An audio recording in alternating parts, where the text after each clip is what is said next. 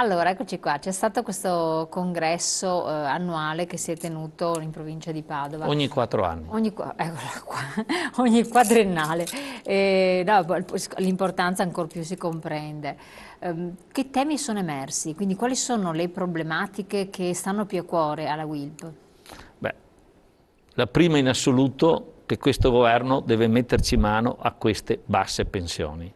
Quindi il discorso delle pensioni più basse, perché ho visto nella legge di stabilità si parla di rinnovo della social card, no? Eh, per esempio, però non è sufficiente naturalmente.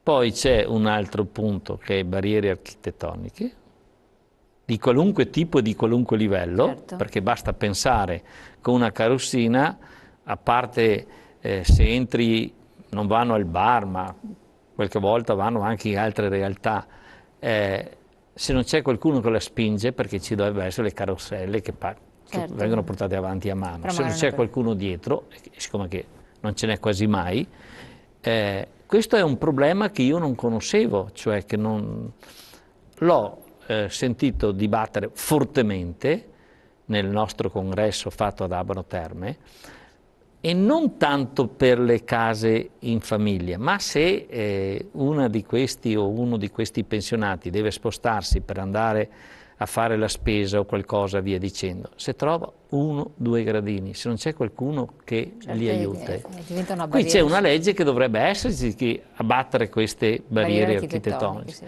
perché poi dopo uno che ha anche ha avuto la difficoltà di diventare vecchio in una certa maniera e seduto in una carrozzella, non trova queste possibilità. È un problema troppo grosso per chi non l'ha mai vissuto, mai portato avanti. Noi stiamo facendo una campagna di sensibilizzazione a tutti i livelli, dove mettiamo,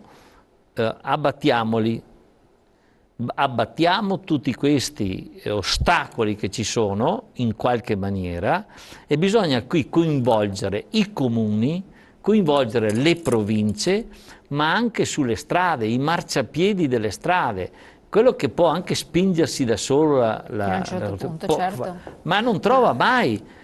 Cosa fa? 200 metri, 300 metri, allora si ferma, si arrabbia, dice Certo. di tutto di più al mondo, nessuno ci aiuta o altre cose di questo tipo, e su questo poi non ne parliamo se devono spostarsi con un pullman, con una corriera, con un autobus e altre cose di questo tipo. Ecco, io volevo chiedere questa cosa qui, proprio per dare informazioni a chi ci ascolta, moltissimi peraltro sono anche anziani.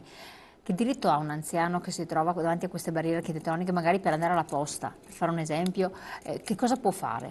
Per conto, cioè, che ha dei diritti, ma come li può far valere? Beh, intanto in ogni comune dovrebbero abbattere queste barriere, cioè Quindi rivolgersi al sindaco e dire io ho diritto di poter accedere a questi servizi pubblici ma è senza barriere. sicuramente sulla legge che deve Certo. farlo. E in quante parti è stato fatto? Cioè, se uno giriamo, andiamo da qui a Padova, facciamo un giro, o andiamo a Treviso, o andiamo nel mio comune di Vedelao, non c'è praticamente niente. Se invece hanno qualcuno che li accompagna, il famoso discorso di accompagnamento, allora lì però devi avere l'accompagnamento, che non viene praticamente più dato ormai, perché manca soldi, e i pensionati, le pensionate hanno più difficoltà dico anche per vivere in qualche modo, ma non riuscì a spostarsi da sole o da soli in qualche realtà o anche in qualche grande città. Sì, ce n'è alcuni, ma fino lì. Il problema è l'autobus, perché sono pochi, basta girare qualunque città, le piccole rampe non ci sono praticamente non ci sono da nessuna parte, in qualche posto. Beh, questo è un problema che abbiamo scoperto all'interno, ma non scoperto, perché tutti lo sanno, è un grandissimo problema, via dicendo, poi nessuno ne parla e nessuno va a fare niente per risolverlo. Beh, noi abbiamo lanciato una campagna, che qui, se posso farlo vedere, abbiamo messo insieme non solo i pensionati, abbiamo messo insieme l'ITA della WIC e l'assistenza, abbiamo messo insieme anche altre associazioni, con questo volantino, se si può vedere, si con vede. questo volantino dove c'è una pensionata che deve salire sull'autobus e rimane lì, e rimane lì. E questa potrebbe andare a farsi la spesa per la famiglia, per altre cose di questo tipo, però non si fa, c'è poco. E dove c'è, o qualche volta è rotto, o via dicendo. C'è molto per quanto riguarda il nord, un po' anche il centro, il sud è ancora più in difficoltà. Quindi la non autosufficienza è, con il discorso proprio a livello pratico, di barriere, di aiuto, di supporto, è uno dei problemi di emergenza che voi avete Uno dei grandi sottolineato. problemi che ci abbiamo, dopo delle 470 euro, Dopo delle bisogna pensioni... sempre che ci ricordiamo di queste pensioni. No, perché effettivamente se uno avesse una pensione Avesse più 700, umana... 800, 1000 euro di pensione, beh, 1000 No, euro non di riesce a fare lo pensione, stesso. 1000 euro di pensione, mi sembra, avesse questa possibilità, cambierebbe molto, ma ho visto che anche da questo governo, lo voglio sottolineare, c'è poca attenzione di questi problemi, ma ce n'è molto poca, perché ci saranno altri problemi molto più grandi, molto difficili, ma io ho parlato con alcuni dei nostri e anche altri, ma mi dicono, ma io ho lavorato una vita, ho tenuto in piedi le redini della famiglia, mi trovo in questa situazione e tanti di questi si mettono a piangere, cosa fai? Cosa gli rispondi? E poi attaccano il sindacato, attaccano la politica, che hanno perfettamente ragione, non è che il sindacato deve mettersi a fare anche questo, bisogna che il sindacato unitariamente, visto che possiamo affrontare alcuni problemi piccoli, che non sono grandi problemi questi se c'è una società che vuole lavorarci attorno, ma sono problemi insormontabili per queste persone, perché sono persone che stando in quelle condizioni sono più arrabbiati degli altri, ci vuole molta più pazienza, bisogna parlarli, ma non sempre puoi parlarli, non sempre ti vengono dietro. La prima cosa che chiedono, ti fanno vedere l'assegno che gli arriva ogni mese della pensione e già qua la discussione va avanti mezz'ora, un'ora e facciamo fatica a dare delle risposte, io lo dico. Quello che vorrei che questo governo, in mezzo a tutte queste difficoltà che ha, di tutti i problemi che abbiamo, che si ricordi anche di quelli che hanno lavorato molto e che hanno dato per lo Stato, per l'Italia, per il Paese, che oggi sono in queste condizioni.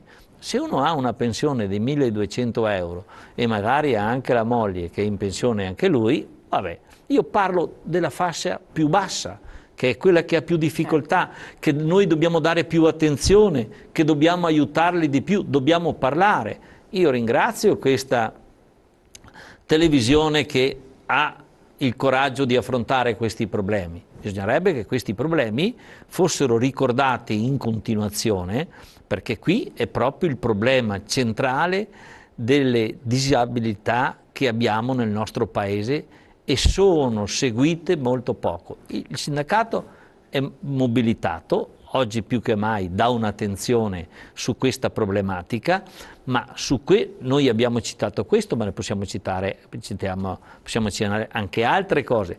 La problematica è che i comuni dovrebbero essere, anche se sono in difficoltà per molte cose, dovrebbero guardare con molta più attenzione questa problematica. Io l'ho scoperta, la vedo, ma dobbiamo dare aiuto a chi è in difficoltà, è una grande difficoltà. A questo punto è legato strettamente a questo argomento, ne parlavamo anche prima, lo si comprende che se ci sono degli aiuti per la non autosufficienza come sono previsti, come dovrebbero essere previsti, si riesce in qualche modo a far fronte anche a queste situazioni, l'accompagnamento da una parte, oppure la persona che può permettersi di avere una badante o quel dirsi che si voglia, comunque pagarla che messa in regola costa l'ira di Dio, e tante altre situazioni analoghe. Purtroppo la legge sull'autosufficienza a che punto è per quel che riguarda la Regione? E quindi anche qui cosa state facendo? Qui stiamo facendo, in Regione stiamo facendo anche una bella cosa sulle autosufficienze, perché la Regione del Veneto, dico anche qualcosa di positivo della Regione Veneto. Poi adesso siamo in campagna elettorale, se non so sapete, qui nel Veneto tra poco si va a elezioni. Ci ascoltano un po' di più, dico ci ascoltano con un po' di più attenzione. Bisogna che ci sia, perché noi possiamo dire tante belle cose, possiamo dire che bisogna farli in tempi brevi, bisogna assolutamente aiutare chi ha bisogno, perché questi magari hanno lavorato, non dico una vita, 40 anni, 35 anni, si trovano in questa situazione, si arrabbiano, si ammalano e purtroppo questa è un po' la cosa.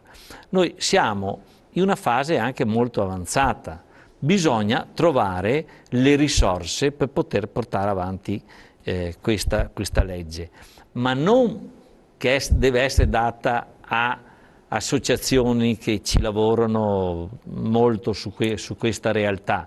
Bisogna che sia una legge della Regione Veneto, dovrebbe essere dello Stato, che fino a un certo livello di pensione questi vanno aiutati, perché questi hanno dato allo Stato, questi hanno dato alla Repubblica Italiana, bisogna che li aiutiamo. E quello che succede spesso in Italia, facciamo gli incontri ufficiali o anche gli incontri non ufficiali, non è qualcuno che ci dice di no, non faremo sicuramente, vedremo, ma la domanda immediatamente dopo, c'è la copertura finanziaria o non c'è la copertura finanziaria? Esatto, perché se non c'è la copertura finanziaria noi possiamo dire qualunque cosa che vogliamo, perché non è che il sindacato non si prenda qualche parolaccia, cioè lì prendiamo un po' dappertutto, soprattutto su questo. Ma in questo caso in Regione c'è la copertura che dà garanzia oppure no? È stata stanziata oppure no? Che punto siamo? Siamo in un punto di discussione molto avanzato. L'incontro è anche quello che dire copriamo anche questa situazione. Ah, quindi ci sono possibilità, perché sa che eravamo un punto morto. Per cui... No, sì, no, non è che abbiano fatto percorsi, ma se fra 3 mesi, 2 mesi e mezzo andiamo a lavorare, a votare, ci diranno fra un mese, sì, siamo pronti, abbiamo tutte queste cose. Fatta le elezioni, o per questo, o per quello, o per altre motivazioni, stavo dicendo per alluvioni, perché abbiamo anche quel problema, anche lì sul problema, quelli che erano nelle campagne, questi disabili come venivano fuori, come venivano trattati, in che maniera venivano trattati. Io credo che qui la Regione Veneto ha fatti passi importanti rispetto al resto dell'Italia, il nord su questo è abbastanza... E per quel che riguarda l'aiuto alla non autosufficienza, quindi le case di riposo, ma possiamo affrontare anche questo capitolo perché credo che sia altrettanto importante. Allora facciamo così, andiamo in pubblicità che me la chiamano dalla regia, così dopo torniamo, affrontiamo questo delle case di riposo che mi sembra un'altra emergenza da capire, che la vostra posizione, che prospettive ci sono, cosa possono fare le famiglie dove ci sono persone che necessitano l'esigenza di un supporto costante. Pubblicità.